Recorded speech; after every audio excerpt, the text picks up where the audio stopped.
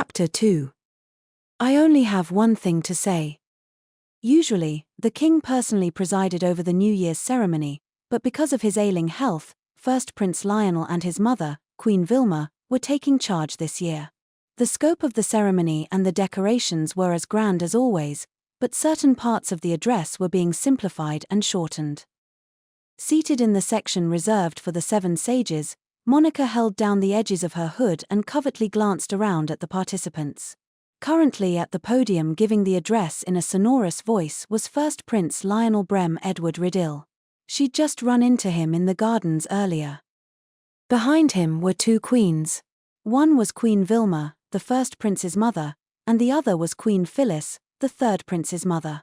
Queen Eileen, the second prince's mother, had passed away after giving birth to Felix. Queen Vilma had reddish-brown hair and captivating features. She was a princess from the neighboring kingdom of Landa, but she'd served in her former country's military and had even fought at the front line. As a result, she was quite muscular, even when compared to a man. She certainly looked like the mother of the rugged Prince Lionel. Queen Phyllis, on the other hand, was a short, pretty, blonde-haired woman with a mild, feminine demeanor. She was very talented in management and administration, however, and rumor had it that she'd personally rebuilt her family's finances. Finally, sitting in the seats closest to the podium were second Prince Felix Arc Riddell and third Prince Albert Frau Riberia Riddell. Monica mentally reviewed the basic information Raoul had shared with her before the ceremony. As she did so, she turned her gaze to the seat next to Felix's, the one assigned to the man closest to the royal family. The one seated there had a cold look about him. His blonde hair was speckled with grey and tied back, while his blue almond-shaped eyes stared straight ahead. This was Darius Nightray, also known as Duke Clockford. Monica swallowed, then burned all the numbers making up his face into her mind with perfect accuracy. Before, she'd been uninterested in politics and had never tried to remember the faces of anyone at such gatherings. That was why she'd failed so miserably when she first enrolled at Serendia Academy. She hadn't even known what Felix looked like. First, she intended to memorize the names and faces of everyone present and get a picture of their relationships to one another. Once she'd committed all their faces to memory, she turned to the king, seated atop his throne. Ambrose Cradle Riddell was a man just entering old age with blonde hair and a beard, and he was currently staring listlessly out at the proceedings. Despite this, he seemed gentle and mild. This was the man who ordered Louis, under utmost secrecy, to guard the second prince. It had all begun with him. It doesn't seem like his, very healthy. His eyes were unfocused, but it seemed to Monica as if he were looking down at a great chessboard from far above. Hey, Monica, let's go to the feast. Once the New Year's ceremony was over, Monica holed herself up in her guest room, planning to stay there until sundown. But Raoul was now at her door, holding the hem of Ray's robe in a death grip. Why me? Complained the shaman. He looked ready to die on the spot. Raoul's long eyelashes fluttered as he winked. No need to worry, Mr. Louis and Mr. Bradford will be there, too. Those old guys will just be downing booze. I don't want to be near them. If you don't like liquor, there's plenty of food. Ray, Monica, I think the both of you should eat more. You're both so lanky. Ray's dreary face scrunched up, his expression an exquisite mix of displeasure, despair, and irritation. And now we're on a first-name basis, he muttered. I don't want a man calling me by my first name. Look, you can call me Raoul, too. We're friends, right? Raoul grinned and clapped Ray on the shoulder. Ray's skinny frame wobbled, then he leaned helplessly into the wall. Friends. Friends, he murmured. Where is the line between friendship and platonic love? I just want to be loved by a girl. I don't need friends. Being friends with a man more handsome than me. This sucks. Raoul used his free hand to grab hold of Monica's robe as she stood in the doorway, flustered. Let's get going. I've always wanted to attend a feast with friends. Clearly on cloud 9, Raoul headed off, practically skipping. As he dragged the shaken Monica behind him, she pulled her veil out of her pocket and put it over her mouth, then pulled her hood back up to cover her head. This robe was the official uniform of the 7 sages, so there would be no issue if she wore it to the feast. However, she would stand out. When they reached the feast hall, Raoul let Ray and Monica go. Humming, he swung open the doors. As soon as they stepped into the room, everyone around them turned to look. "It's the Witch of Thorns," someone said.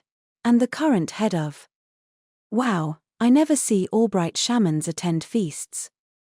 The gazes directed at Raoul and Ray seemed more terrified than deferential. Both the Witch of Thorns and the Abyss Shaman were permanent fixtures among the sages. The heads of their respective families inherited the role, and they both had the weight of fame and history behind them. That shackled them in many respects, and more than a few people were frightened of them. Raoul didn't seem bothered, however. Marching to the beat of his own drum, he tramped into the hall. Monica made herself as small as humanly possible and hid behind him, trembling. But with Ray doing the same thing, there wasn't enough space, and they were both hanging out to the sides.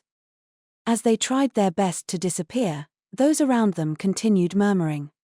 "Hey, could that be the Silent Witch? The Silent Witch? At a feast? Is it true?"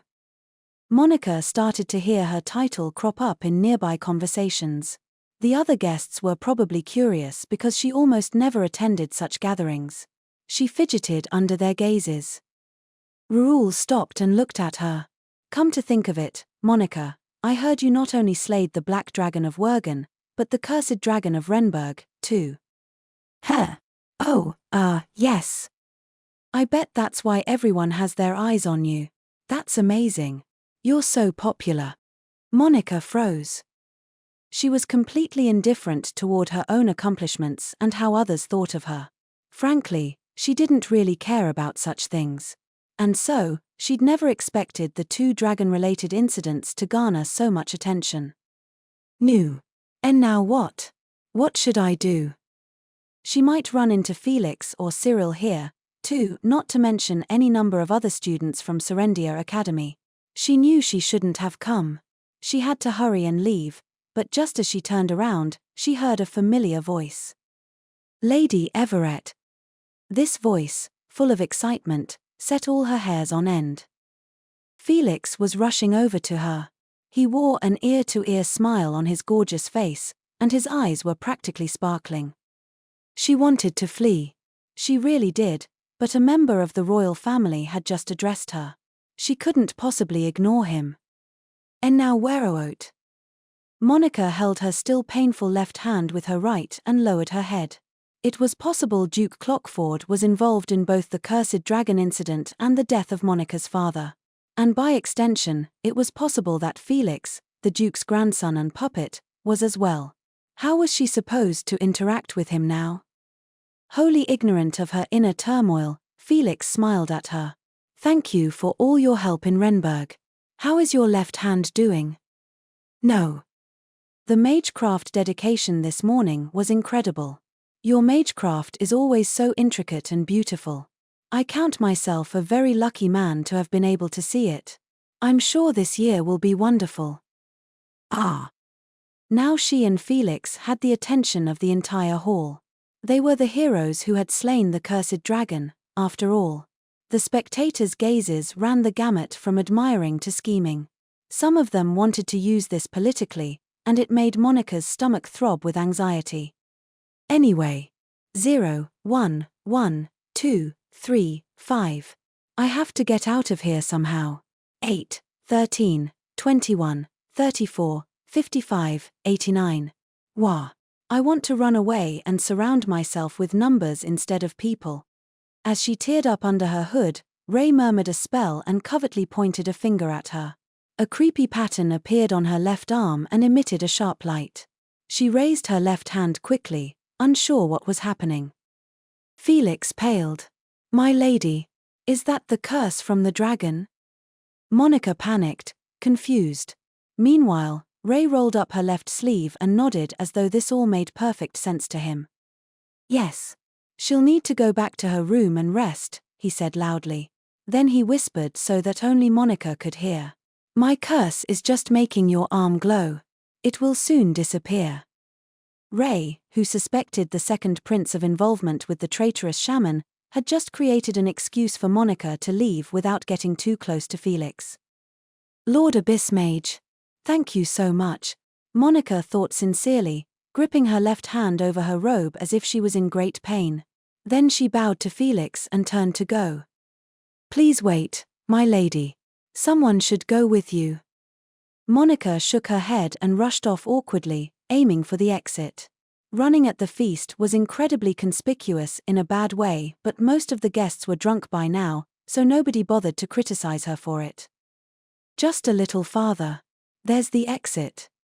Monica suffered from a chronic lack of exercise, and she was soon heaving and panting. The air in the hall was thick with body heat and the odor of alcohol. Just breathing in made her feel sick. Ah, ha, ooh. As she began to feel dizzy from the smell, she ran into someone crossing in front of her. She bounced off them and landed on her rear end, on the floor. Immediately, she opened her mouth to apologize, then shut it again. The air she'd just breathed in didn't smell like booze, it was cold. Chilly. My apologies. Are you hurt? The man extended a hand to her, it was Cyril. Monica's heart began to pound. She broke into a cold sweat. If this had happened at the academy, Cyril probably would have scolded her. No running in the hall, he'd have said. But right now, he was offering her his hand like a gentleman. Nervously, she took it, and Cyril deftly helped her to her feet. Ah, you're the one from earlier, the silent witch.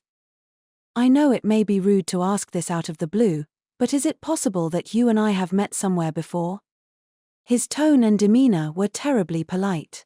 He wasn't speaking to Monica Norton, student council accountant. He was speaking to Monica Everett, the silent witch and one of the 7 sages. One day, Monica would leave Serendia Academy. She knew that if she ever ran into someone she'd met while undercover in her true capacity as the silent witch, this would happen. She'd always understood that. At least, she thought she had. And yet she found herself in a miserable state, and unfamiliar emotions began to swirl in her mind almost like a child throwing a tantrum. I don't like this. She'd been shocked at how friendly Felix acted toward the silent witch, but the emotions she felt now about Cyril were a little different. The same thing had happened when they'd run into each other in the gardens. When he treated her like a stranger, she could feel her chest constrict. He's showing me such respect, and I don't like it. Lady Silent Witch. Cyril peered at her kindly, perhaps thinking that the way she was quietly hanging her head meant she wasn't feeling well. A powerful terror took over Monica's heart. No, no, no, no, she shouted wordlessly, pushing aside Cyril's hands. But she had always been weak, and with her left hand still injured, she wasn't able to move them an inch. Her hand stung. Ah, ooh. She groaned through clenched teeth, then passed by Cyril and broke into a run. He looked after her, surprised and at a loss, but didn't follow. Nevertheless, Monica kept going. She burst out of the feast hall and continued to run. Eventually, once she'd turned several corners, she paused. She was sweating all over, and it was awfully cold. It felt like someone had dumped ice water on her. I thought I was prepared for this. Monica Norton was a fictional character. Once she left Serendia Academy, she'd never be able to interact with Cyril and the others in the same way again. That was why she wanted to make as many memories at school as she could. She'd hold them close and go on with her life. But the moment Cyril looked at her like a stranger, she'd felt her blood run cold and a sharp pain stab at her chest. She would have much rather had him scowl and scold her like he always did. I've become so selfish. Monica squatted down, all her energy gone. She hugged her knees and shut her eyes. In the darkness, she recalled her days spent at Serendia Academy. Her casual chats with Lana, the way Glenn and Neil would sometimes visit from the neighboring classroom, how Claudia would come looking for Neil, how Cyril would stop by to check on Glenn's schoolwork and complain, and how Isabel would invite her to tea when she went back to the girls' dorm. Those days she spent at school as Monica Norton were very dear to her. Even though she knew all of it was fake. Louis Miller, the barrier mage and one of the 7 sages, was drinking wine in a corner of the feast hall, wearing a chic, formal outfit underneath his robe. At his feet lay Bradford Firestone, the artillery mage. He had lost their drinking contest and now slept, cradling a bottle in his arms. The older man's snoring clashed horribly with the band's performance, but Louis didn't particularly mind. If the alternative was taking part in the rumors and prying into conversations he could hear from those around him, this was much easier. Well, I see you're back to your usual behavior. A beauty of unknown age wearing a robe over her white dress walked over to Louis, her laugh like the tinkling of a bell. It was Mary Harvey, the Starseer witch. Louis lowered the wineglass from his lips and offered her a gorgeous smile. "Would you like some as well, Lady Starseer witch?" he asked. "This year's wine is sublime." "I think I will, in fact," she replied. "How many bottles have you emptied so far, Louis?" "Oh, I don't remember." He shrugged, feigning ignorance, as he watched the other sages out of the corner of his eye. Emmanuel Darwin, the gem mage, was busy flattering the nobles in the second prince's faction. The man possessed several workshops where he manufactured and sold magical items. He was probably trying to expand his business. Along the wall, a bit farther away, was Ray Albright, the Abyss Shaman, as gloomy as usual. With him was Raoul Roseberg, the Witch of Thorns. He was chatting with Ray, a plate of food in one hand. Mary lowered her wineglass. "Oh," she said. "I don't see Monica anywhere. I thought she was with those 2. "The Silent Witch ran away just a moment ago," said Louis.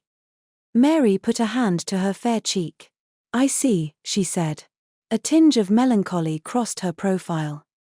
"Are you curious about something?" Louis asked her casually. Mary's pale blue eyes, which always seemed to be lost in a daydream, tracked the other sages in the hall before turning back to Louis. And then the kingdom's foremost prophet began to speak. "Think of what I'm about to say as a woman talking to herself, something not quite a prophecy, but one step before. I saw the stars earlier when I was passing through the covered walkway." Her long eyelashes fell, and the scarlet wine sloshed in her glass. "The star of the 7 sages is obscured," she continued. "Perhaps we will lose one of our fellows, or maybe the very existence of our group is at risk."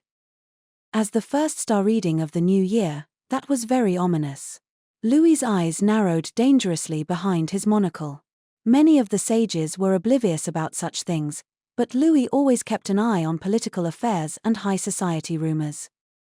Making sure nobody was nearby, Louis lowered his voice. "Lately, I've heard of movements to place the sages under the command of the noble assembly. Could that be related?" "Who can say?" said Mary. "Well, then, have you heard the rumors about the gem mage?" Mary smiled ambiguously, neither confirming nor denying. "Oh, she knows," thought Louis, now certain of it. But he knew it would be hard to wring any confirmation out of her.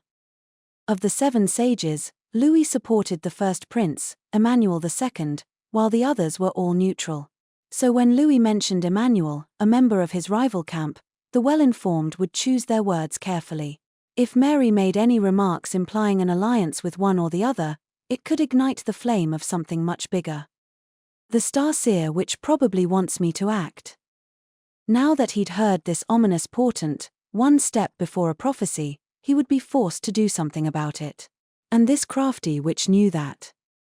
Louis didn't like the thought of being in the palm of someone else's hand, but he was even more loath to do nothing and risk losing his current position. Unlike a certain little girl oblivious to status and honor, he had no intention of relinquishing his standing as a sage. "Maybe I'll have Arwen investigate the gem mage," he thought. His contracted wind spirit was away, looking into a few things related to Louis and Monica's mission to protect the second prince. She would soon be done with that, however. As he mulled over the specific steps he'd take, Mary set her glass back down on the nearby table and looked at him. "There was something I wanted to ask you as well, if that's all right." "What is it?" She cocked her head to the side like an innocent child and peered into his face. Her blue eyes reflected Louis's image like clear pools. "Well, Louis, I simply must ask how much you know. I'm not sure what you're referring to. Oh, come now. About His Highness's condition. Louis roughly poured more wine into his glass and, in a particularly indifferent tone, replied, only that the doctor can't do anything. Oh really? Mary took another step toward him, then lowered her voice to a sweet whisper, as if she were discussing secrets with a lover. And who do you think will succeed him? She asked. It seems rather indiscreet to discuss such topics here. Oh, everyone's wondering the same thing, I assure you. This year's New Year's events would be a touchstone for determining the next king. All the nobles in R'dil, particularly the neutral ones, were keeping a very close watch on how the princes chose to lead in place of the ailing king. The first prince had taken charge of the ceremony, and the second prince, this feast. Louis supposed he could give them both passing grades. Each had remained considerate of the king's health while keeping up a level of splendor sufficient to maintain the kingdom's prestige. Their consideration for their people and dignity in front of foreign ambassadors left nothing to be desired. At this point, it all came down to how many neutral parties each of their factions could convert. The way I see it, the second prince has a major advantage, said Mary. Especially now that Queen Phyllis has aligned herself with Duke Clockford. The third prince's faction had now joined the second prince, giving him added momentum. And Felix was currently seen as a hero for his achievements in Renberg. One by one, the neutral nobles were moving to his side. Mary observed Louis, watching for a reaction, but he only sniffed. Don't you think it's a bit ridiculous for the 7 sages to advocate for either prince? He said. Oh, but you support the first prince, don't you? He doesn't have my unqualified support or anything. I simply don't like the second prince or his grandfather. Louis crossed his arms dramatically and said, as if reciting a slogan, only His Majesty stands above us. Therefore, his will should be our highest priority. Oh, Louis, your smile always shines brightest when you're lying. Ha ha ha. Isn't that a little harsh? Louis glanced around the hall. Everyone was drinking and chatting merrily, but beneath the surface, they were trying to expose one another's schemes and allegiances. He expected the only thing on their minds was who would be the next king. Louis sipped at his wine as a strange, greyish-purple glint came into his eye. Each person here thinks they're the player, moving pieces around however they like, he said. But I wonder, who's really looking down at this chessboard? After leaving the banquet hall, Monica walked through empty hallways, her roiling emotions gradually calming down. Behind the veil covering her mouth, she heaved a sigh. I think I'll just go back to my room for today. She wanted to crawl into bed, stop thinking, and fall asleep. But as she was envisioning her nice, warm blanket, she heard footsteps approaching from behind. Excuse me, Lady Silent Witch. Monica jerked at the sound of her name, then she turned around. Behind her stood a stranger, a middle-aged man. Judging by his clothes, she figured he was a servant to some high-ranking noble. My master wishes to speak with you in private, he said. Your master? Monica repeated, frowning. She didn't know who he meant. Duke Clockford, said the servant flatly. Monica's heart, having just settled, began to pound again. She heard blood pumping in her ears. I'm scared. Darius Nightray, Duke Clockford.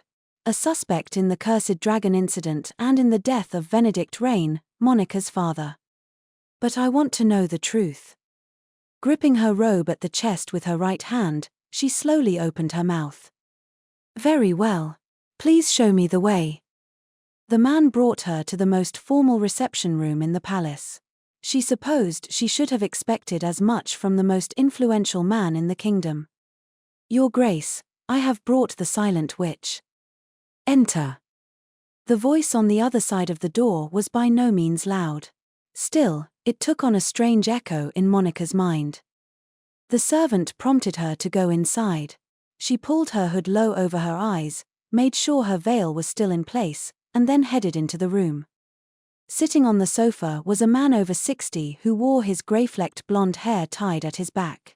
It was him, Duke Clockford, Felix's maternal grandfather. Behind the Duke's sofa were two robed mags, high mags, judging by the length of their staffs. "Thank you for coming, Lady Silent Witch," the Duke said shortly, gesturing to the seat across from him. As Monica sat down, the servant brought them tea for two and exited the room. Meanwhile, one of the mags chanted a spell and erected a soundproofing barrier to prevent any eavesdroppers. This spell was quite advanced, and few could use it. The mage was clearly very talented. Monica observed the Duke from beneath her hood, leaving her tea untouched on the table. The man was old, but his features were handsome, speaking to an attractiveness in his youth not unlike Felix's. But in contrast to the calm, friendly smile Felix always wore, Duke Clockford emanated enough gravity and dignity to make anyone facing him shrink away. No other noble in the kingdom has as much influence as he does, she thought. She was merely sitting across from him, and yet his aura threatened to overwhelm her, to swallow her up whole. She clenched her fists on her lap and tightened her core, trying to at least keep from trembling. The Duke didn't pick up his tea, either. Instead, he narrowed his eyes at Monica. "So you will not remove your hood even for me," he noted. His voice was so intimidating that this remark alone made Monica want to remove her hood immediately and prostrate herself in apology. But she didn't. She stayed still, continuing to glare at the man from beneath her hood. The Duke fell silent. Time passed, neither of them speaking a word. She wasn't sure how much time. The first to open his mouth was Duke Clockford. In public places, the only headwear permitted are the king's crown, a clergyman's mitre, and a court maid's robe. "Yes, you haven't committed a single breach of courtesy. A wise decision." Monica felt she was being tested. If she'd given in and taken off her hood, the Duke would have looked down on her, thinking he could easily control her with just a little intimidation. Obviously, she couldn't tell him that she was simply too nervous to move, and that she kept her hood on around others out of fear. She remained as still as a doll as the Duke folded his hands on his lap. "So, you would maintain your silence even before me," he said. Monica's silence was not a counter to intimidation. She was simply too nervous, and scared she'd bite her tongue if she tried to speak.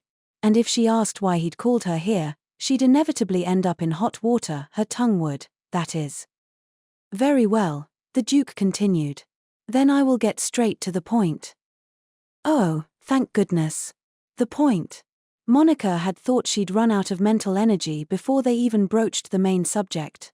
She privately sighed in relief. "First," said the Duke evenly, "I would like to express my gratitude and respect for your accomplishments in the dragon raids threatening our kingdom regarding both the Black Dragon of Wergen and the Cursed Dragon of Renberg." To be honest, Monica had mixed feelings about his gratitude. She hadn't slain the Black Dragon of Wergen at all, and she already suspected the Duke's involvement in the events in Renberg. "You set all that up, didn't you?" she thought, wondering for a moment if she should say it. In the end, though, she kept her mouth closed. The man in front of her was even more skilled at negotiation than Felix. She wouldn't get any information out of him. Not easily anyway. The only ones who know the Cursed Dragon incident was a setup are the Abyss Shaman and myself. And we'd better keep that information private. If she said something careless, it might reveal her suspicions to the Duke. Therefore, silence was the best move. First, she wanted to know his reason for summoning her here. "I have a job I'd like to request of you," said the Duke, "seeing as you are the most talented mage in our kingdom." "A request?" she thought dubiously. "I would like to entrust you with the role of bodyguard," he declared. "Specifically, for the second prince, Felix Arc-Ridil." Monica let out a silent scream. "I'm already doing that right now." For a moment her thoughts were in chaos, but when she thought about it more calmly, she realized that the Duke didn't know about her mission at Serendia Academy. The only ones who did were Louis, the king, and a few collaborators. Monica thought this over, making sure not to show how rattled she was. Why would the Duke ask the Silent Witch to guard Felix? Probably to get me in the second prince's camp, she thought. Monica was currently viewed as a hero, the slayer of 2 dragons, and she had a lot of eyes on her. And since the public story about the Renberg incident was that she'd fought alongside the second prince, the Duke must have assumed the two of them already knew each other somewhat. That was why he'd set his sights on her now. If she officially became Felix's bodyguard, others would assume that she'd aligned herself with the second prince's faction. It didn't matter who she supported in reality. If she accepted the Duke's request and became Felix's bodyguard, that alone would convince everyone that she was now his ally. The only supporter of the second prince among the sages is the gem mage. If I join him, it will alter the balance of power. And that was, in all likelihood, exactly what the Duke was after. Will you accept? He asked. Monica silently shook her head. To begin with, she was already acting to protect Felix under orders from the king. She couldn't accept a conflicting request from the Duke. He watched her closely. His eyebrow hadn't twitched, and he hadn't frowned. But she felt a mounting sense of intimidation from him. And yet, for all the influence and authority Duke Clockford wielded, he couldn't give orders to a sage. All he could do was make requests. And Monica had the right to refuse him. The Duke glanced at the two mags standing behind him. These two are very talented, straight from the magic core. I can assign them to you if you wish. And if you desire anyone else, I can pluck them from the necessary organizations. The man was feared and respected as one of the highest authorities in the kingdom. And he was doing his utmost to win over the silent witch and get her on his side. It was clear how much value he saw in her now that she'd slain 2 dragons. Monica silently rose to her feet and began walking toward the door. She intended this to signal that she had no more to say. As she placed her hand on the doorknob, the Duke called after her, his voice even, not flustered in the slightest. The noble assembly is considering creating a chief sage position for the 7 sages. I could recommend you for the spot.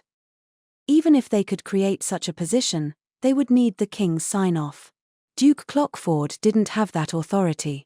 And yet he had stated it categorically. That could mean only one thing. He plans to extend his control to the entire kingdom, she thought. Felix will be king eventually, the Duke continued. I can have him appoint you chief sage, and he will do what I say. At this, Monica's vision went blank. The back of her head felt hot and numb all at once. Something dark rose from the pit of her stomach. A powerful emotion was threatening to overcome her. She didn't know its name, but it drove her to cast an enchanted spell. White particles of light began to emerge from below her feet, floating up and taking shape. Soon, they became a flock of fluttering white butterflies. It was a mental interference spell. This was a forbidden technique with restricted applications, but she purposely used it anyway. She wanted the Duke to know that if he tried to force this deal any further, she would respond appropriately. She turned around as the butterflies surrounded the Duke and the mags behind him. The latter were clearly disturbed. The Duke, however, didn't bat an eyelash. Name your price, silent witch, he said. She could choose to remain silent here. She would gain nothing from speaking to this man. Nevertheless, she leveled a stare at the Duke, her eyes devoid of emotion. You have nothing I want, she said. But if she had to say, there was one thing she wanted from this callous man, and one thing only, the truth. The whole truth. Laid bare for all to see. Were you behind the cursed dragon? Were you involved in my father's death? Why does the prince do whatever you say? But she knew he wouldn't answer any of these questions. Hiding how her legs shook, she left and headed back to her own room. She wanted to be alone there for the rest of the day. Just before reaching her chambers, Monica spotted someone a little ways in front of her. It was a young man with blonde hair in splendid formal attire, Felix. His hair was uncharacteristically disheveled. He must have left the banquet hall in quite a hurry. Lady Everett, he said. I heard that my grandfather summoned you. What did he tell you? He didn't force any impossible requests on you, I hope. Monica stifled a relieved sigh. He doesn't know about the Duke's request, she thought. His voice and expression both looked genuinely concerned. The fact remained, however, that he was the Duke's puppet. "Why do you do everything he tells you to?" The words nearly made it out of her mouth, but she swallowed them back down and passed by Felix's side. The prince was sincerely worried about her. But he was hiding something. "I'm scared of you." As Felix called her name from behind, Monica entered her chambers and shut the door. She didn't bother lighting a candle. Instead, she immediately collapsed into bed, cradled the sleeping Nero in her arms, and closed her eyes.